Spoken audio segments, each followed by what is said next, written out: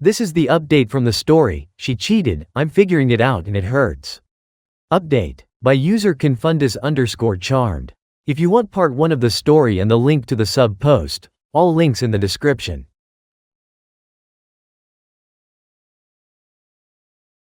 Hello everyone. I posted Friday and I am glad I did, as the kind people of this subreddit were brutally honest and helped confirm for me many of the things I had been thinking and the direction I should go.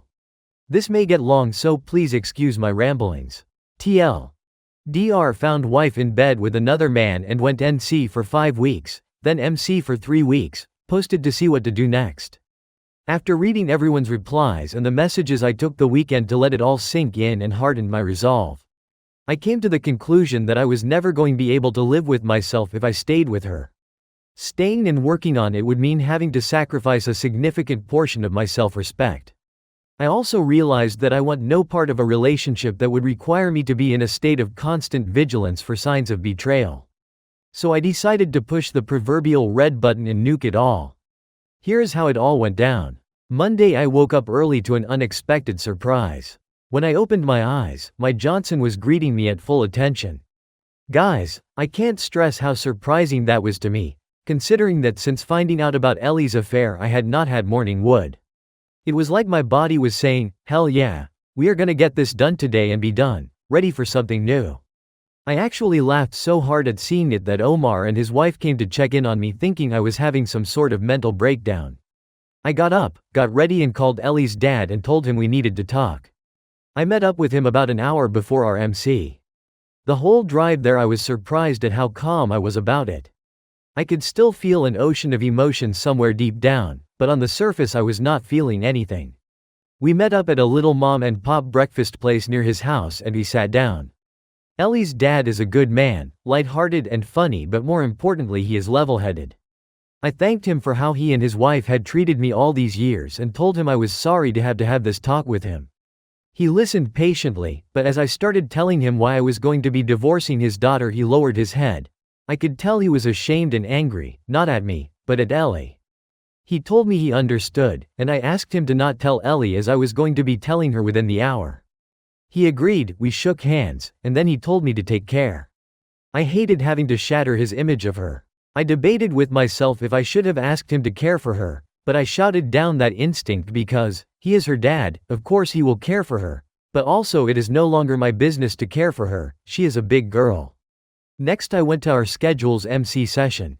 I had been rehearsing all day Sunday what I would say to her and how I would say it.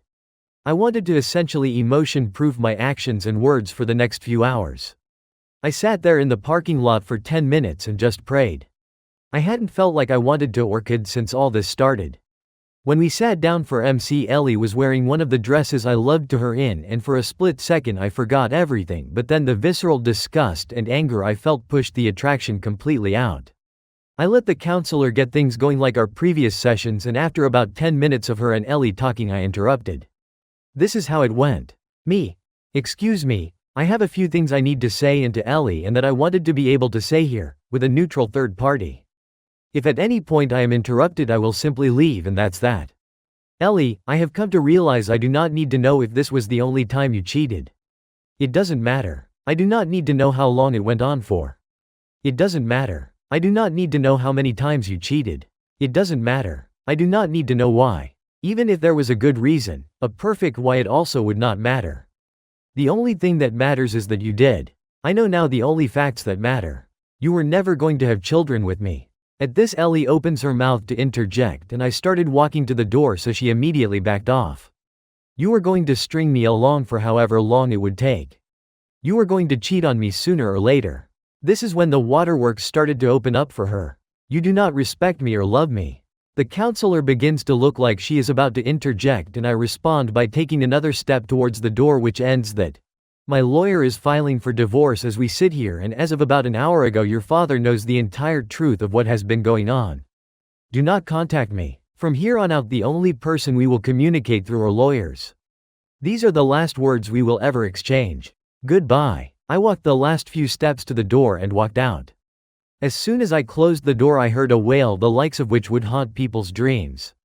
She scrambled out of the office pursuing me and tried to stop me, telling me how sorry she is and how we can start a family and to give her a second chance as she cried hysterically throughout. I pushed past her and got in my car and left. At this point, that ocean of emotions that had been quietly hiding underneath it all started roiling and I was barely holding it in. I drove to my parents' house and sent the text message I had planned to Ellie's best friend's husbands. When I got home, my old man was at the store, but Mom could tell I wasn't well. She has always been able to read me like a book. I told her I needed to tell her and Dad something important and we sat down and waited. At this point I have to thank responsible_mode_114 for messaging me. We chatted and he totally calmed me down. About 30 minutes later Dad arrived. I poured it all out. The more I talked, the more I felt that ocean of emotions emptying and all that pain pouring out of me. When I finished talking to my dad, he just held me as I cried into his shirt for a solid 20 minutes. When it all ended, I felt spent and oddly at peace. I have arranged for Omar to receive a Harley he has been eyeing for a while. He has been more than a friend to me and I am going to try my best to be as good a friend to him as he has been to me. I can't wait to see his face. I think this is the last time I will post, as it should be the end of this story. I just want to thank you all. Would have never thought that I would find sound and sane advice from strangers on the internet. I know that it will be a long road ahead, that I will still need to deal with the aftershocks of this debacle and rebuild my ability to trust. I have to hope that little by little all this pain and sadness and anger will go away, like Roto-Rooter for my soul if I do the work. Now begins the rest of my life and I can honestly say I am looking forward to it. As always, OP always comes to the right conclusion and not letting his emotion cloud his judgment when it matters the most.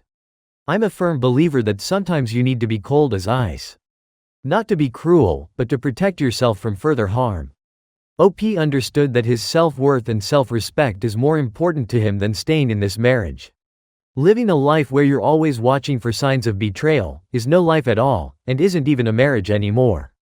OP didn't mince words or try to downplay it. OP told his wife, "It's over. Whenever you were betrayed and lied to. It doesn't matter how long, how many times they cheated, or why they cheated in the first place. You cheated, period." OP has reached that conclusion, and I wish everyone would come to the same conclusion as well, when confronted with this situation. There is a saying, cheaters will always cheat again.